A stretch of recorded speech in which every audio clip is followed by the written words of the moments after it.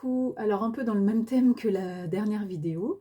L'autre jour, j'attendais mon mari assise dans la galerie marchande. Vous savez, après les caisses, souvent il y a des bancs. Et moi, je passe pas aux caisses, si possible, quand je suis pas toute seule, pour éviter de rester debout à la caisse, mais surtout pour les surstimulations que ça m'occasionne et les relations sociales qui sont difficiles pour moi. Bref, donc on a cet accord et j'ai été assise donc sur ce banc en attendant que mon mari passe en caisse. Et il y a eu des éclats de voix qui ont résonné dans le magasin d'un coup, un peu des cris. Donc je regarde et juste à la caisse à côté de moi, il y avait beaucoup d'agitation. Donc je me dis, bon, il y a quelqu'un qui doit être blessé, il y a un malaise, ils vont appeler les pompiers ou quoi que ce soit. Du coup, j'étais déjà un peu impactée. Et en fait, ça crie de plus en plus fort. Et je vois un regroupement. Il y a au moins 15 personnes et je vois que ça se bat, en fait, comme dans Astérix, là, les poings qui partent dans tous les sens. Ça résonne par terre, ça fait du bruit, les talons qui cognent, les gens qui tombent, enfin vraiment une baston très impressionnante. Les caissières des caisses qui sont debout en criant «Arrêtez!» et d'autres gens qui crient «Arrêtez, il y a des enfants!» Enfin voilà, ça a duré un petit moment et puis les services de sécurité sont arrivés, ça s'est calmé et ils ont séparé les gens et je suppose qu'ils attendaient la police parce qu'ils sont restés sur le banc pas loin. Voilà. Mais moi, je voulais vous parler de ma réaction. En fait, quand j'ai entendu tout ça, en fait, je suis submergée d'un coup par toute cette violence. Comme toute personne qui serait aussi hypersensible, je suis une éponge et c'est vraiment extrêmement difficile pour moi de mettre à distance les choses, de dire bon ben voilà, il y a une dispute, il y a dû y avoir une raison, ils se tapent, ça va s'arrêter. Mon premier réflexe a été je m'enfuis en fait. J'ai eu peur comme un animal, je pense. C'est-à-dire que dès que j'ai vu que c'était une bagarre, je suis partie, je suis allée beaucoup plus loin, je suis allée me cacher derrière un poteau et j'ai donc regardé la scène un peu de loin parce qu'on a toujours une espèce de curiosité. Je craignais pas pour ma sécurité, c'était vraiment émotionnel. J'ai senti que j'avais un trop plein émotionnel qui arrivait d'un coup, qui était vécu comme une agression et il fallait que je m'en protège parce que je risquais d'avoir un effondrement en fait par le choc et la violence de la situation, le fait que je m'y attendais pas du tout, que j'étais en plus sur un banc pour me reposer.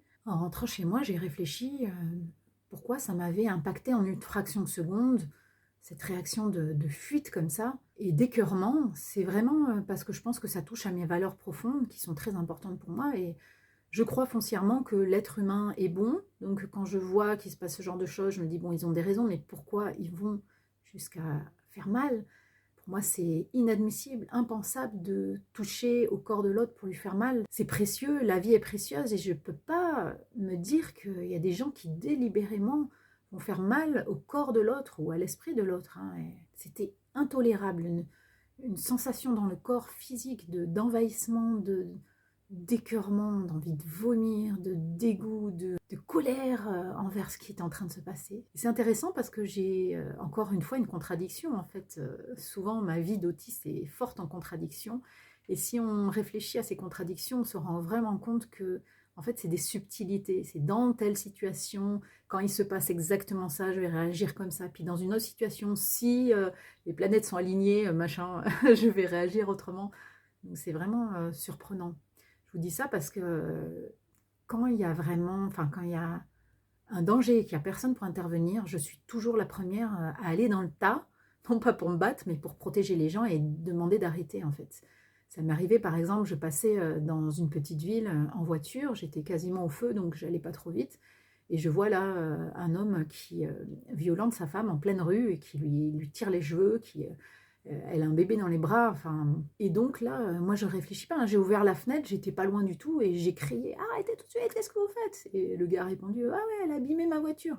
Super, ouais, tu fais mal à un être humain parce qu'elle a abîmé ta voiture, et en plus sa femme apparemment. J'ai hurlé jusqu'à ce que le gars, du coup, il s'en prenait à moi verbalement, et la femme a pu s'enfuir avec son bébé. Mais il y a plein de situations où j'ai pas eu peur du tout, en fait, où je vais vraiment, je suis la première à aller voir pour sauver les gens, en fait, cette espèce de syndrome de sauveur. Et là, dans cette situation du supermarché, non, pas du tout, je me suis enfuie, vraiment.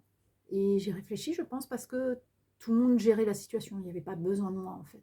C'est vraiment surprenant, encore une fois, ces contradictions sur nos ressentis, nos réactions, qui dépendent vraiment de choses très difficiles à cerner. Et c'est toujours quand je réfléchis après coup aux situations que j'arrive à comprendre pourquoi j'ai réagi comme ça. Et pour la petite histoire, pour rigoler, mon mari qui était juste 2-3 caisses un peu plus loin, eh ben, il n'a rien vu, il n'a rien entendu. Je dis mais c'est pas possible, ça a hurlé, c'était vraiment... Non.